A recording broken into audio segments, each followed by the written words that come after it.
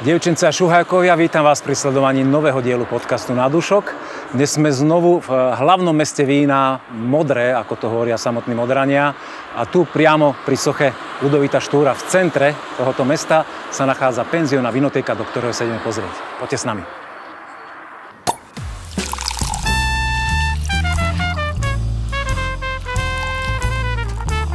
Nadúšok s Petkom. Presne tu v centre Modry, tesne pri soche Ľudovita Štúra sa nachádza penzión aj vinotéka Víno Ludvík. A presne sem ideme. Všetci nás tu čakajú, to je super. Sa veľmi teším, dobre sme sa dohodli. Ahoj Olga. Čau. Poskávam. Čau, čau. Ahoj Ludvík. Pekne vítam. No sme v Modre. Kde sme? Povedzte. No, kto začne? Dáma by mala byť prvá. Dáma by mala byť prednosť, ale ja by som urobil taký úvod. OK. Tak pekne ťa vítam v našom rodinnom vinárstve, Víno Ludvík. Nachádzame sa teraz momentálne v priestoroch, ktoré slúžia na vinotéku a ubytovanie našich hostí. Okrem toho teda, že tu máme vinotéku, tak hore sa nachádzajú izby, kde ubytovávame našich hostí, ktorí prídu degustovať naše vína. To je super vymyslené. Sa to dobre cítia hneď aj moje ubytovanie o poschode vyššie, hneď to je, áno? Hneď nad nami, rovno. Super. Hej. Ja by som ťa privítal našim vínom. Je to sekt, vyrobený z našeho hrozna. Hrozno, ktoré je dopestované v našom vinohrade, urodené na parcele Noviny. Je to víno, ktoré sme zberali v 5. roku.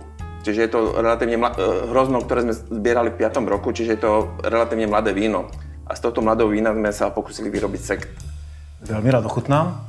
My sme sem prišli v rámci tohto projektu Otvorené viechy, ktorý je taký ten tradičný od roku 1929, ak je to tu na tabulke uvedené. Samozrejme s tou prestávkou povinnou, že kedy sa to nedalo robiť. Ako vy ste dlho vaše vinárstvo súčasťou tohoto projektu? Vieš čo, my nie sme moc dlho, lebo však aj ten projekt ako taký len nastupuje a v minulom roku sme sa vlastne prvýkrát zúčastnili, ale boli sme aj súčasťou, keď boli pezinské otvorené pivnice, čiže otvorené viechy. To je tiež súčasťou tohoto balíka prezentácie. Podobný systém. Keď sem prídeme, vidím, že ste si tu vy nachystali veci, kľudne medzi tým pohodlím. Môžem naliať. Jasne, samozrejme. Je tu nejaký zákus prichystaný.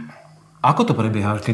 Vieš čo, naša skúsenosť bola taká a boli sme veľmi prekvapení, že v tom minulom roku sme mali hosti, ktorí ani neboli štandardní tu malokarpatskí hostia, ale tým, že máme to ubytovanie, tak sme mali asi ľudí z Košíc, z Ružomberku, z Liptovského Mikuláša. Väčšinou to boli mladé páry, ktoré vedeli, že Modra je zaujímavá aj svadobným miestom a svadobné priestory, tak ako keby si to prišli omrknúť a boli šťastní, lebo počas tých otvorených viech si tu mohli okoštovať tie naše vína, vybrať si vína a boli veľmi spokojní. Myslíš si, že niekto z Košici vyčíha Modru ako svadobné miesto svoje?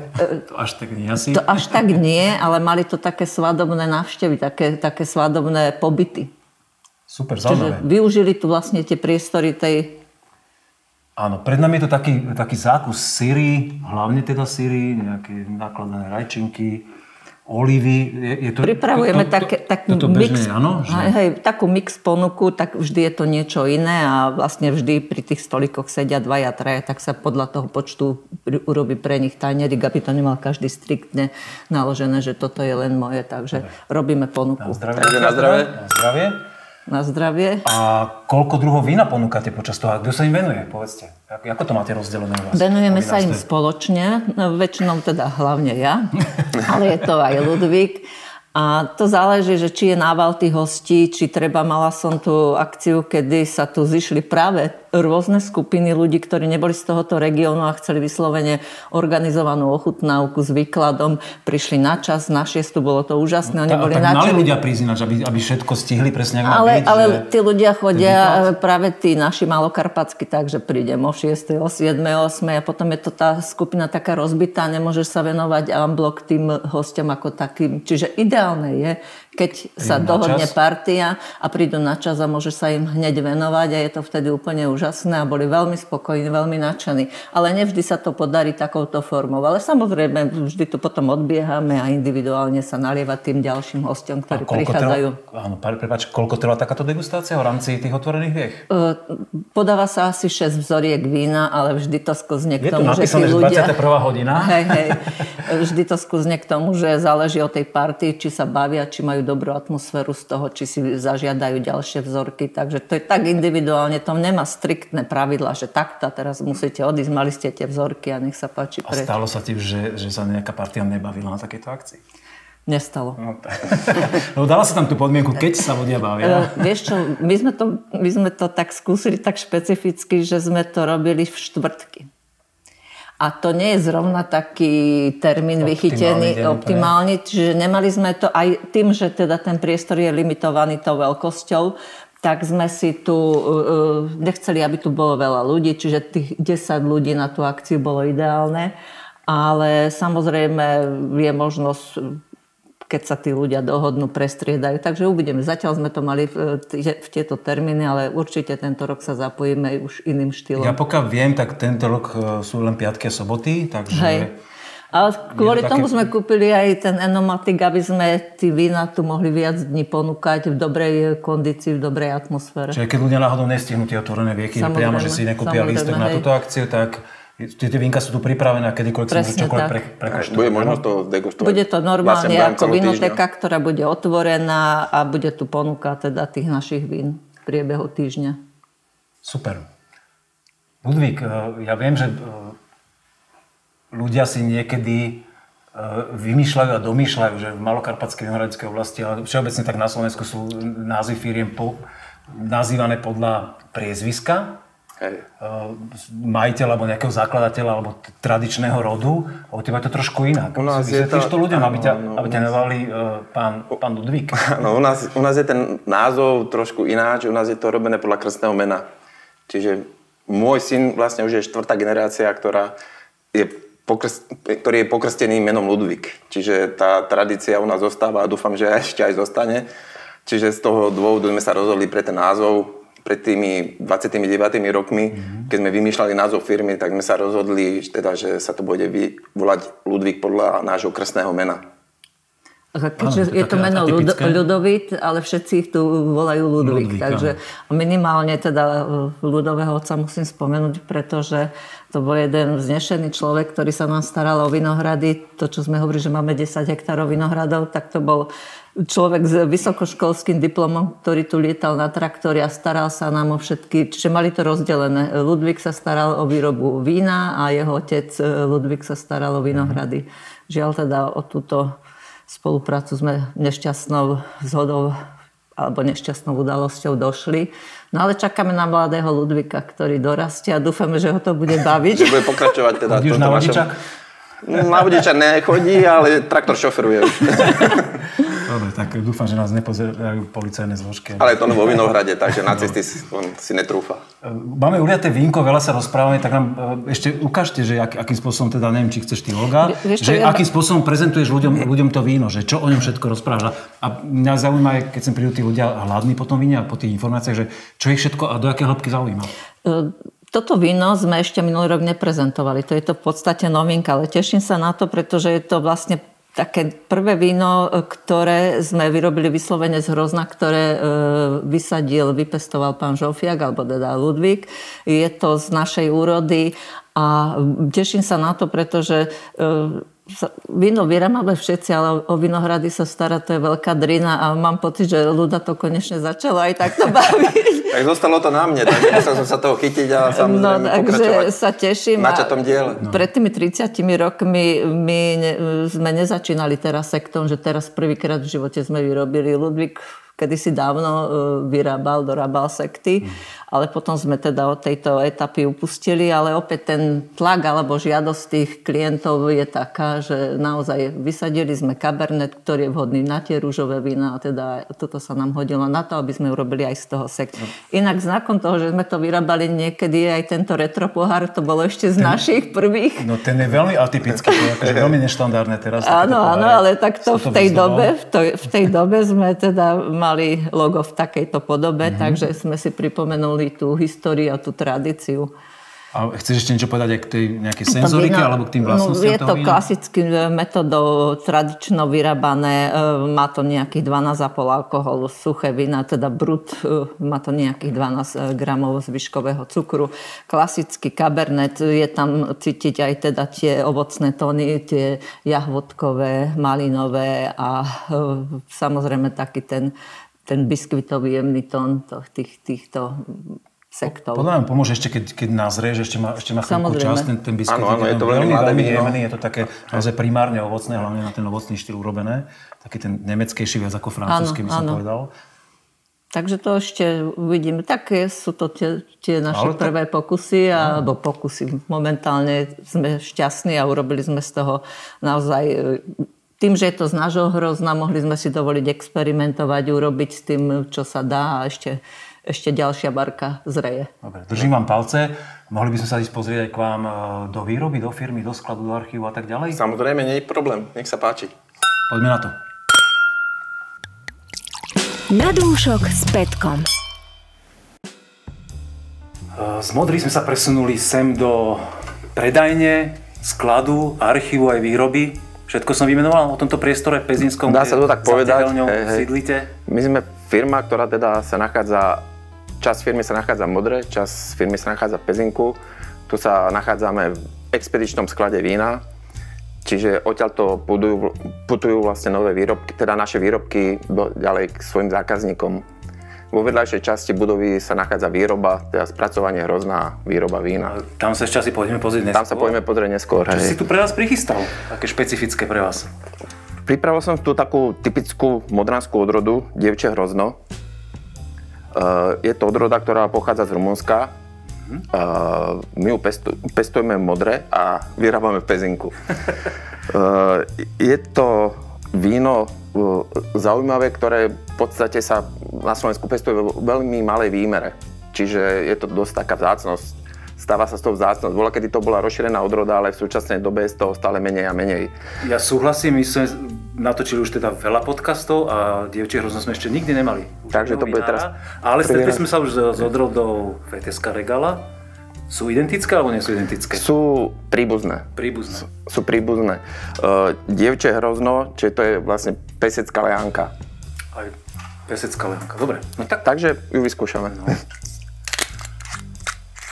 Akým spôsobom rozdielujete, že ktoré víno, keďže ľudia, ktorí sa na nás pozerajú, teraz vidia, že sme klopení v klietke, pripadám si aj klietkový chov teraz trošku, alebo tak tí MMA bojovníci v klietke, ale samozrejme my sa budeme viac štrngať s vínom, ako tu dnes bojovať.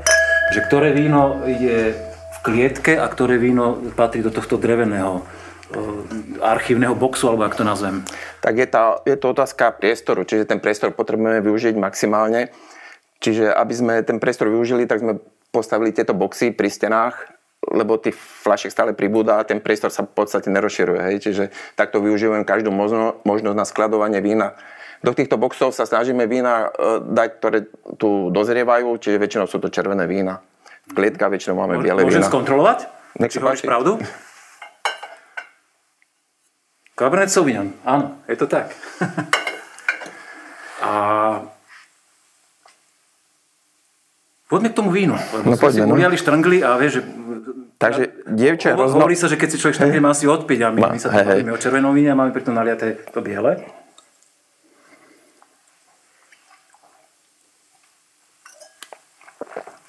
Tak toto je také vínko, veľmi expresívnou aromatikou.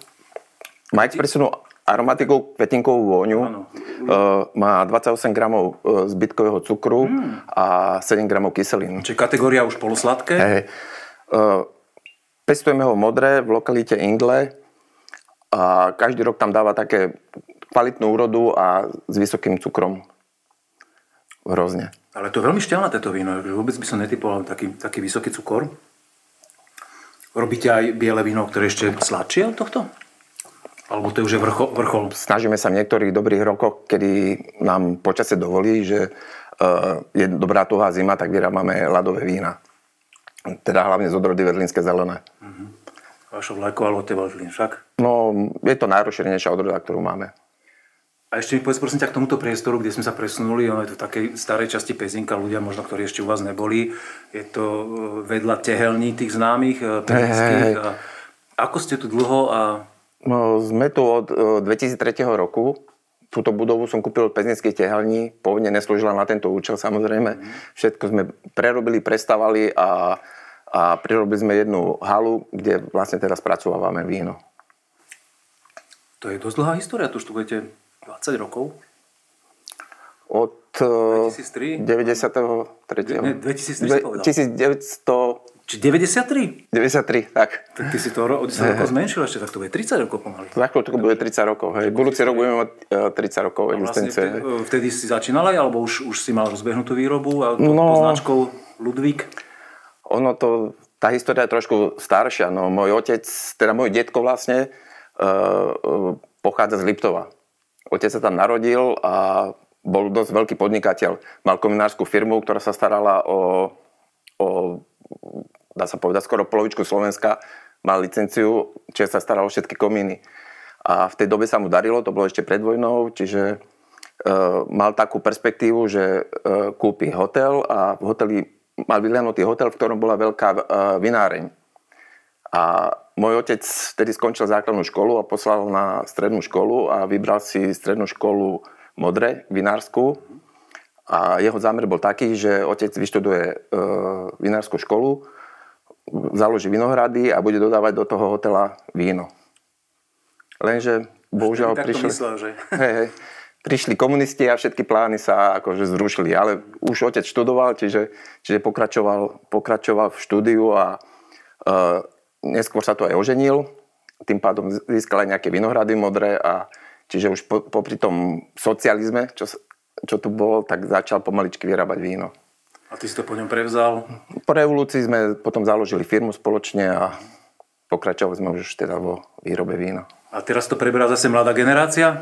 No, môj syn je ešte malý na to, aby teda sa rozhodol presne, čo bude chcieť, ale dúfam teda, že ho k tomu pomaličky privediem a že bude v tom pokračovať. No. Ale ja narážam hlavne na to, že viem, že ty máš mladého pivničného majstra, ktorý tuto za stenou vedľa nás tie vínka sa s nimi hrá a ich robí a je hlavný enolog, dá sa tak povedať? David, alebo... Hlavný enolog, dá sa tak povedať. Všetky tie vína, ktoré vlastne vyrábame, sú pod jeho rukou, pod jeho rukopisom. A ideme sa za ním pozrieť, že kde sa to vínko rodí? Samozrejme, nech sa páči, ideme tam. Na dúšok s Petkom. Presunuli sme sa do výroby, kde nás čaká David Bejdák. Čauko. Ahoj. Doteraz sme ťa nevideli, nepočuli, ale nastal ten čas, že ja som povedal v predchádzajúcej scéne, že ty si tam mladá krovinárstva, že ty si ten hlavný enolog. Sedí to? Áno, enolog, áno, mladá generácia. Už neviem, že tak cítim, ale ešte áno. Dobre, ja si myslím, že si mladá generácia. Povedz nám, čo si pre nás nachystal a ako to máš? Kedy sa k tomu dostal? Aká je vaša filozofia aj vo vinohrade a v tej výrobe, že na čo dávate dôraz? Pochvál sa. Takže v prvej rade ťa teda vítam v tejto barikovej miestnosti alebo pivnici asi nie, lebo sme nad zemou, ale teda je to tu výroba, kde vlastne hlavne zrejú červené vína v drevených súdoch, ale teda samozrejme u nás a čím ďalej tým viacej preferujeme aj biele vína cez drevo robené, kvasené v dreve, metóda súrly, miešanie na kaloch proste. Podľa toho, čo tu zatiaľ vidím, si sa tak aj nachystal na bielo? Áno, nachystal som 2 vzorky, nie 2 odrody, 2 vzorky. Tým, že vlastne sme takí na Veltlín dosť zaťažení, je to naša nosná odroda a tým, že vlastne ju máme vysadenú čím najviac modré, máme ju na veľa plochách, veľa honoch a rôznych polohách, rôznych pôdach, tak vlastne sa môžeme hrať, že ktorý Veltlín je vhodnejší na nejaké aromatické víno, primárne, ktorý je vhodný možno do bariku, ktorý do väčšieho súdu, ktorý v výnimočných ročníkoch na ľadové. Čiže je to taká formovateľná odroda Tak poďme na to niečo si Ešte ma zaujala informácia, že tu máte tie vinohrady rozhodené na viacerých miestach. Aký je to tomu dôvod? Dôvod je taký, že vlastne Ludvík s otcom, jak kúpovali v podstate vinohrady niekedy v minulosti, tak proste je strašne ťažké zohnať v Malokarpatskej oblasti ucelený vinohrad. Môžeš kľudne ulievať zatiaľ. Mávaš tu s tým jak dirigent s fľaškou. Ty si obudový. Ale očividne to tu diriguješ, tú pivnicu, takže... Snažím sa. No a vlastne vinohrady nie sú až tak ucelené v tých malých Karpatoch, čiže tým pádom sú vlastne tie polovy také roztrúsené, čo niekedy je na škodu v rámci tej agrotechniky, ale zase na druhú stranu v rámci tej enologiky alebo tej výroby toho vína je to zase možno tá zaujímavosť, že vieš sa proste hrať so surovinou, ktorá je síce tá istá odroda, ale z iných polov. Trošku každá má iný prejav. Teraz máme ročník, ktorý... Toto je 2021 veľtlný zelený. To je vlastne taký typický predstaviteľ takého moderného veľtlinu, aromatického, sviežeho. Keď vidíš tú farbu, že je fakt reduktívna, jemnúčka, zelenkavá. Napriek tomu, že je to mladé, mňa veľmi prekvapila aromatika. Ja tam cítim už takú ako keby korenistosť. Áno. Čakal som viac ovocné, viac takéto to jablko, ktorým je veľtlín typický, a toto je vyložené úplne korenisté víno. Je to korenisté, je tam tón takej aj tej horkomandlovitosti trošku. Súhlasím, áno. Je to príjemné, je to výrazne ovocné, ale vlastne na tej chuti nie je to, že by to bolo nedozreté. Je tam nejaký 12,5 alkoholu, čiže malo to tých 21,5 pri zbere, čo je pekné. Akurát. Keď vy na to dávate dôraz na tie veľtlíny, ako si zvyknutí na reakciu teda vašich zákazníkov, ľudí, ktorí majú radi malokarpatské vína, vracajú sa už k veľtlínu? To je úplne najdôležitejšie odrode? Áno. Už sa to naučili však? Táto doba sa našťastie vráca na tieto veľtliny, vlášaky. Pre mňa strašne super odroda. Ešte k tomu je Roland biely, teda Pinot Blanc. A naozaj ľudia sa k tomu vracajú od kedy proste bol ten boom tých Chardonnay, Sauvignonov, šediákov. Tak teraz proste ľudia sa pekne vracajú k tomu lokálnemu, k tomu, čo tu má byť. A bolo tu roky. No v chuti je to také šťavnaté, príjemné, kúsavé, hravé. Veľmi pekné. Mňa baví na týchto malokarpatských vínoch aj tá kyselinka, ktorá je možno trošku viac, ako sú ľudia zvyknutí, alebo keď pijú, nedaj Bože, nejaké ešte stále zahraničné víno, ešte stále sme ich neobrátili na tie slovenské, tak tá kyselinka môže niekoho zaskočiť, lebo je taká fakt, že echtovná, ak to hovorím. Ale zase, keď si nám človek zvykne a vidí za ním ten príbeh a tie vinohrady, a keď sa chodí tu niekde v tom okolí a z toho auta vidíte vinohrady, ale keď vás vidí tam pracovať, ale je to proste krásne. Je to super, ale naozaj hovorím, ten veľtlín je super na tú jeho formovateľnosť. Ti poviem, teraz máme v predaji 4 druhy veľtlínskeho zeleného. Máme 21, máme 17 surličko, máme tam tento barik 19, ktorý pôjdeme koštovať, máme tam laďák. Tento rok sme vymysleli zase veľtlín v bariku, tu stojí to 1000, budeme robiť oak barrel vo veľkom súde, surličko, batonáž, veľtlín. Do budúcna chcel by som sekt spraviť z veľtlínu, čiže proste ten veľtlín tlačiť, hrať sa s tým. Držím palce. A ktorý z tých štýlov veľtlínu je pre vaše publikum alebo vašich zákazníkov také najzaujímavejšie, že ktorý najviac šmakuje? Pre to najväčšie gro je asi ten takýto, ten moderný, klasický, taký ten... Je toto vlastne základ? Môžete to tak nazvať, že to je základný štýl. Taký, ktorý si proste kľudia aj večer s partiou sadneš, vypiješ aj 3 fľašky. Kdežto keď si otvoríme toto... Neblázni, po 3 fľaškách by som... Tak nie ty, ale keď budete traje, tak ste v pohode. No 3 fľašky, to je... Dobre, otvorím zatiaľ tento. Viac podegustovať ako na kvantitu, piť viac radšej na kvalitu, ale kvôli tomu sme aj u vás. Táto fľaška má atypický vlastne to voskovanie. Áno. Toto sme vlastne... Už to, prepáč, akože ja už sa s tým výnimočne stretávam. Prečo ste k tomuto pristúpili? Že... Je to výnimočné víno, ktoré si to zaslúži. Je to limitovaná edícia 700 fľaš. Boli to vlastne 2 bariky. A víno zrelo aj kvasilo v 2 barikoch. 721 dní, prečo som minule rátal. Čiže mám to aj zrátané. To si môj denník normálne víno je to. Áno, tak to má všetko svoj denník. A vlastne potom, keď sme to uzatvárali a tým, že to vlastne bola drahá fľaša, drahý štúpol, všetko tam bolo drahé vstupy, tak hovorím, spravíme to tak nejak, aby to bolo zaujímavé aj tým uzáverom. Čiže to aj na archiváciu dobré, lebo toto víno naozaj vydrží roky.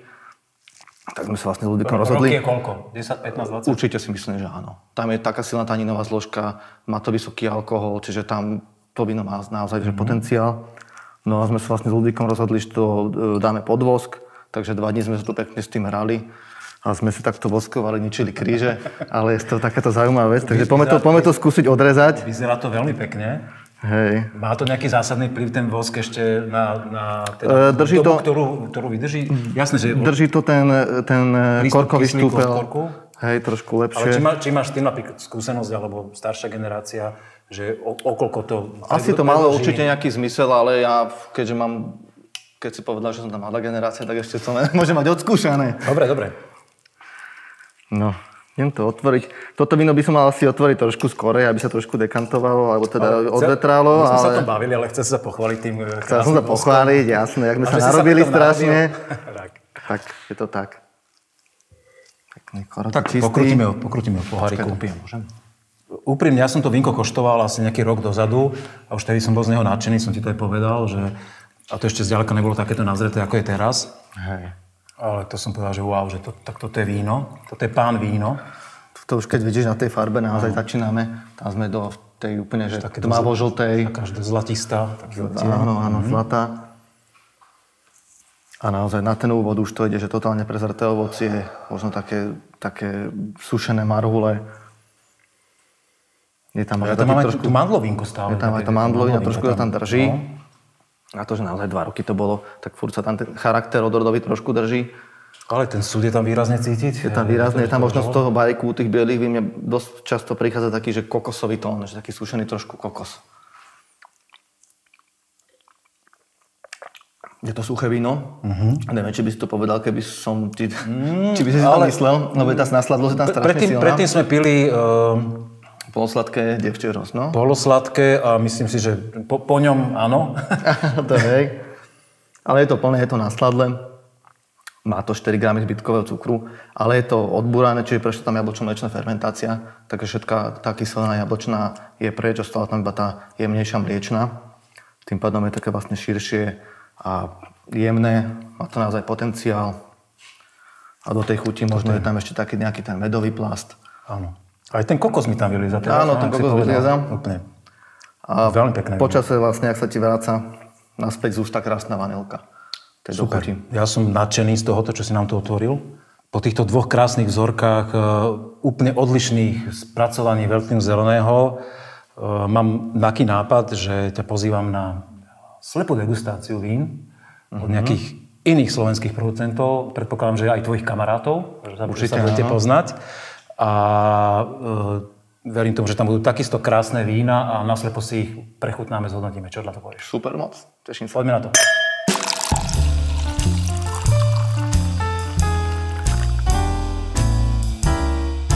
Slepá degustácia.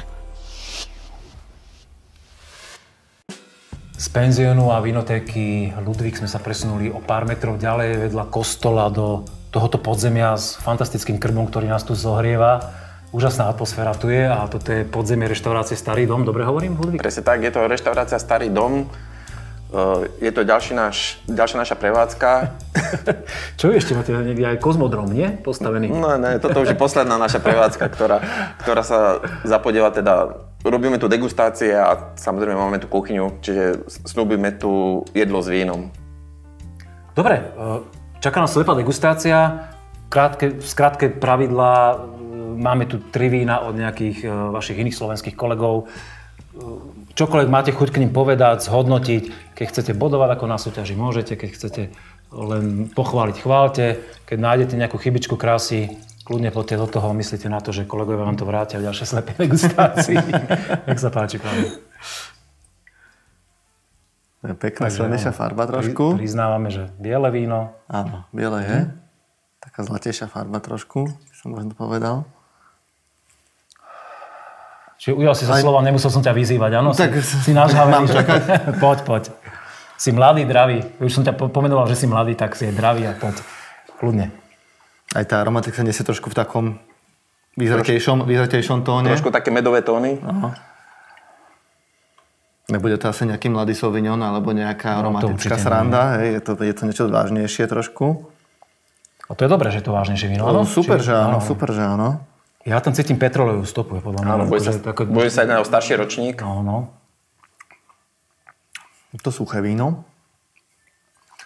A naozaj, že ten petrolej tam by mohol byť, že by to mohlo ísť do nejakého riňaku. A keď sme si povedali, že nebudeme hádať odrody, aby nebola hanba, ale už je to tu. Už je to tu. Nezdržal si sa. No pre mňa z tohoto aromatikou je jedine Riesling rímsky. Áno, vyzerá sa na riňák, možno na nejaký, keď tak vlášak, ale... Typol 19 napríklad ročník, lebo to je už také nazrté. Áno, vlášak alebo Riesling, rímsky.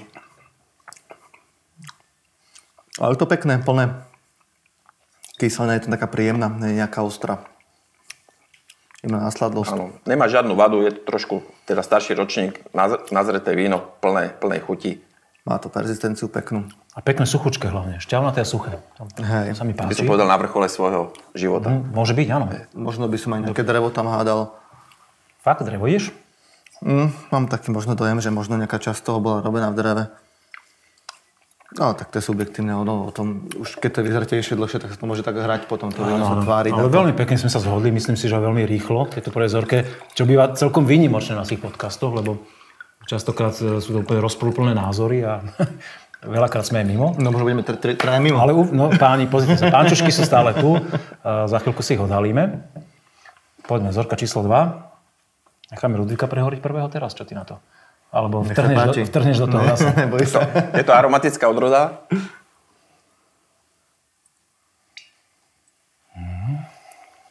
Oproti tomu prvému vínu je to reduktívne.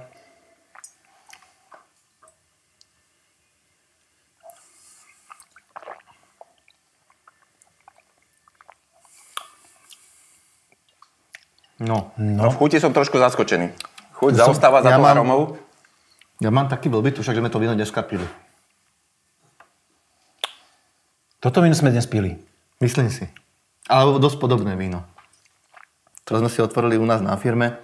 Akože mimo ale nebolo samozrejme od nás, a mimo kamier. Ja napríklad s tebou nesúhlasím, že podľa mňa to nie je že aromatická odroda. To? Není aromatická, ale tá... Je aromatickejšia ako zorka číslo 1. Vôňa bola ohromujúca, ale ja hovorím, v chuti už tá aroma sa stráca, aj tá chuť toho vína. A tam cítime takú stopu korenistosti a také aj minerality trochu a mne to ide do nejakých, skôr by som takú pinotové. Pinotovú, preto hovorím, že či sme to náhodou dneska nepili, čo to nebol ten Forišov Pinot Blanc. Uvidíme, odhalíme si, ale... To pekné, aromatické, to čisté, absolútne zvládnuté víno, aj v tej chuti je to čisté, pekné, aj šťavnaté, ale aj tá persistencia tam je, že nie je to nejaké tenké, že by sa to malo rozpadnúť. Má trošku jemnejšiu chuť ako to víno prvé. Áno, samozrejme. Je lahodnejšie, samozrejme. Je také jemnejšie, áno, toto už bolo také dospelejšie víno. Za mňa určite pekné víno. Ja som tiež spokojný. Veľmi krásne. Až na to, hovorím, podľa môjho názoru trošku tá chuť zaostáva za tou aromou. OK, uvidíme, zhodnotíme si to. No. Červená zorka. Tak toto je nádherná farba. To už akože hodnotím prvý, aj keby som nemal. Ale veľmi sa mi páči. Nech sa páči. Kľudne si, páni, pokoštujte už.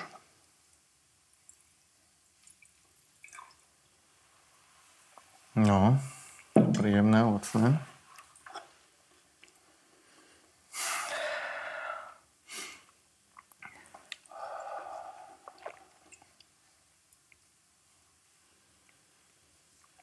Či sme úplne v nejakých extra starších vínach? To ešte si asi netrúfam povedať. Ale vínko by malo byť predýchnuté už v karafe, takže... Hej.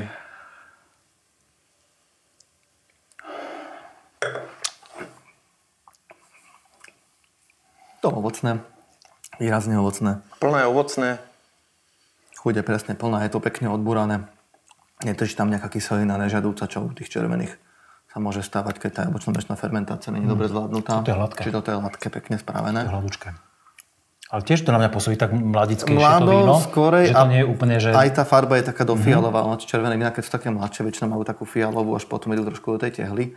Ale zas môže byť, nemusí. Možno sa mýlim.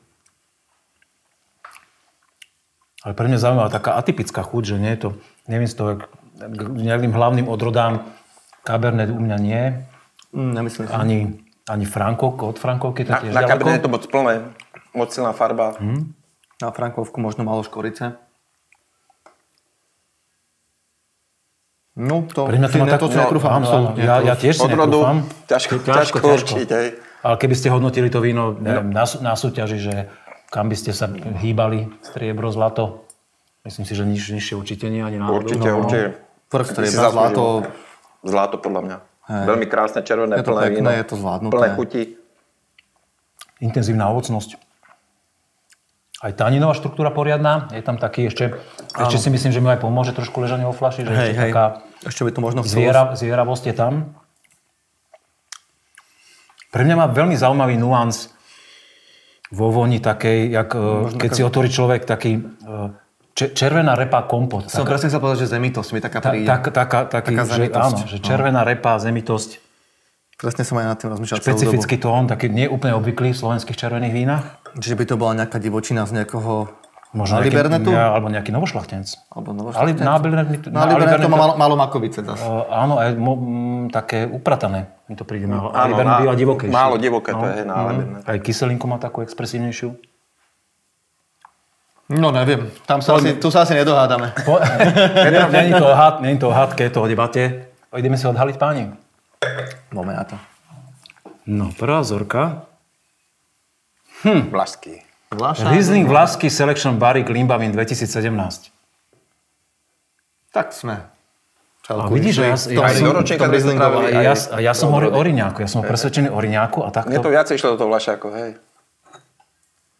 Veľmi zaujímavé víno. A poznám ho a zase som ho nespoznal. Dobre. Vzorka číslo 2, páni. No a sme doma modré. Kugel Purus Veltliner. Čiže veltlinské zelené v najvyššej rade, ktorú robí Rastie Čistý. Krásne. A to mi vidíš pripomínalo ten Pinot. A my sme išli do Pinot. A toto vínko sme u nich chutnali aj v podcaste. Naozaj pekné. Fakt vyvážené, krásne. Čisté. V každom prípade pekné víno. Posledné červené víno máme naliaté v karafe, ale kontrolná fľaša hovorí, že víno z dvora Váh 2019 Barrique, ktoré pre projekt vyrobil Vince Vinosali. Ríšo Todt. Krásne víno, hej. Tak toto sa podarilo. Ešte si ho pripomenieme. A ešte, ak sa to odvetralo, je to ešte elegantnejšie. Sa otvára. Pekne. Super. Páni, ďakujem veľmi pekne. Ja na záver položím ešte kratučké otázky, na ktoré si prosím kratučké odpovede. Začneme u staršieho služobne.